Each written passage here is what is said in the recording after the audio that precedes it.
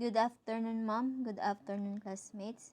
My topic today is all about organization climate of schools with changing the climate of schools. Before we proceed to our discussion, I will read the objective first. At the end of the lesson, the students must be able to define the organizational climate and school climate, understand the school climate open to close, and school climate healthy to unhealthy, defining what a positive school climate as well as its elements and importance.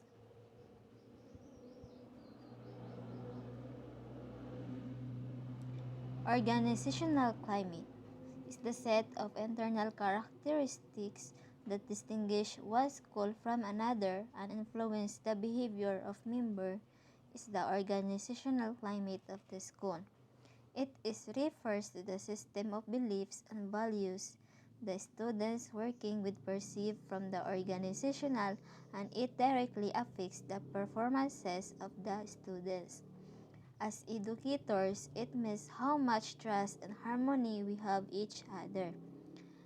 Organizational climate also refers it influences members' behaviors and attitudes. So organizational climate greatly influences employees' behavior and attitudes. The results of the study indicate that organizational climate mainly impacts motivation, promotes individual learning, affects communication, and improves organizational values, groups, decision making, and solving. Organizational climate is the personality is to individual and climate is to organization. So climate of an organization is somewhat like the personality of a person, just as every individual has the personality that make his or her unique and different from other person. And for the climate is the organization refers to the employees' shared perception and the meaning they attach to the policies, practices, and procedures they experience in their workplace, as well as to the behaviors they observe being rewarded, supported, and expected regarding the human resources of the organization. Organizational climate encompasses organizational structures and processes, interpersonal relationships, employees, behavior, performances, expectations, and opportunities for growth. Additionally, organizational climate has important outcomes as individual, groups, and organizational level. Next is the school climate. Refers to the school effects on students, including teacher practices, diversity, and the relationships among administrators, teachers, parents, and students. A safe and positive school climate is vital in supporting student success and achievement. Teachers help them to reach their goals by teaching their students on how to set their goals in the classroom and help them reap the benefit. Next is the school climate open to close. Open school climate is characterized by teacher relations that are professional, collegial, friendly, and committed to the education of students. The principal here is supportive and professional and does not restrict or direct teachers with orders, is one in which both of the teachers and principal are supporting, working, and genuinely helping each other, while the closed school climate is characterized by teacher relations that are disengaged, distant, suspicious, and not professional. The principal is directive, restrictive, and not supportive the openness of the school. The closed school climate is characterized by lack of authenticity, game playing, disengaged behavior. both teacher and principal are not supporting in each other, and because of the lack of support, there is a possibilities that will affect the learning environment of the students. School climate healthy to unhealthy. Healthy school climate is protected from negative external pressures like parents or community agencies. Characteristic of healthy school climate is that teachers and principals work well together and let outside influences interfere. The principal cares for and respects one another. Student achievement is always the focus, while the unhealthy school climate is tied to multiple negative outcomes for students and has been shown to exacerbate harmful behavior and diminish achievement. Neglecting to purposely address issues related to school climate may result in missed opportunities for student success and improved well-being. Trust. Open communication promotes an open, healthy culture and climate. Teachers can and should be used as change agent in a school. Next, changing the climate of schools. Why is there a need for us to change our school climate? Accordingly, strengthening school climate can help you and your school to boost students' achievement and close achievement gaps. For example, a group of third grade boys and a group of third grade girls may perform differently on the same test. The only real way to close the gap is by attending directly the individual needs of each and every student.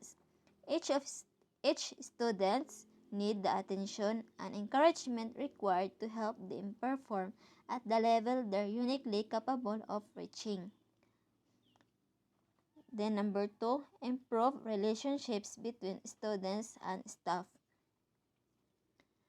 It includes good communication, safe learning environment, mutual respect, positive and patient attitude, student equality, and family praise.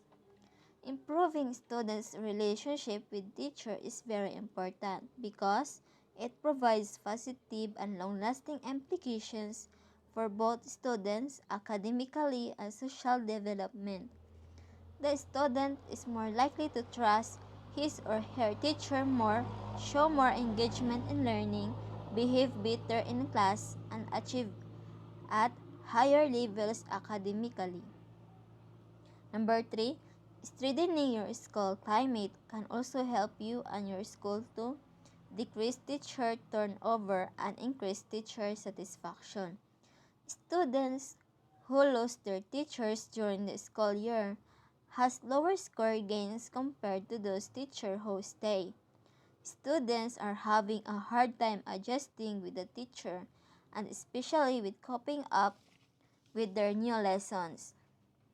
Increasing teacher satisfaction contributes to the well-being of teachers and their students, overall school cohesion and enhanced status of the teaching professions. Number 4, improve behavior inside and outside of the classroom. This can be done by using positive reinforcement. In that way, a teacher can already redirect students' misbehavior tried for using positive behavior like teaching politeness, offering rewards, and encouraging your students. Another way to improve students' behavior is to restructure the way a teacher teaches. As a would-be teacher, we should be more flexible and be more innovation in order for us to gain more attention with our students. Then number 5, increase students' sense of connections. School connectedness is an important protective factor for many students. It influences regular school attendance, which is key to improve education and health outcomes. When students feel that their teacher cares for them and wants them to succeed, they work harder, pay better attention, and persist through challenges. Connectedness also reduces risk-taking behavior, violence, and antisocial behavior, as well as the likelihood of emotional problems. Next, ways to change and improve the school climate. Since we are able to define what a positive school climate is as well as its elements and importance, let us now move on to the ways on how it will become more effective. It is very important that we think critically and look at the advantages of those actions. First is use data to set a goal. The data here refers to the student's data or might also be the data from the administrator, evaluations, and etc. Based from the data, it gives the school the idea on what should be done to have a better output or actions. How do we nurture students to become one? The answer is simply to set goals for the students to be inspired to do so. Upon reaching the set goal, the school must monitor the students' performances, their needs, and how disciplined they are. They must inculcate to one's mind the values and characteristics of a teacher should be. Number 2, engage teachers and administration. It is said here that the teachers must participate in any decisions and order within the school premises. They must be the one who input data to students and administration. By engaging these teachers also means they are increasing their leadership capacity. Number 3, advocate parental involvement. We have to advocate parental development as a teacher or a faculty of the school. In this way, we can show the relationship between the community and the school by sharing ideas from the parents. This will show how the students are being valued with the school. We make them feel important by involving the parents in the PTE meeting or General Assembly to share their concerns towards the goal of the school to their students. Then number 4, involving the students. The participation of the students in the school, such as their attendance, concerns, needs, and feedbacks are relevant to the school decisions and responsibility to show how they are being valued. The school recognizes their talents by forming a club or appointing them as leader. They can build a stronger relationship by sharing, listening, and taking actions on the plans of the school. Number 5. Another way is to relay a clear, precise, and specific expectations. These expectations can be seen in the vision, mission, and instructions. When we set goal, there are visions and missions as well as the instructions that must be followed. The expectation may also come in the form of procedures, policies, rules, and regulations, and also the goals. This is expected from all the stakeholders of the organization. If things will not go as planned, we have to go back to the program to analyze the school data to set the goal, and everything just follows. In conclusion, we create a positive school climate to improve learning opportunities for students. It can also build stronger relationship, and many students will be motivated to enroll and or continue their study in the same school. The image of the school and its stakeholders may also be reflected by the output of the school. Thank you for listening, and once again, good afternoon.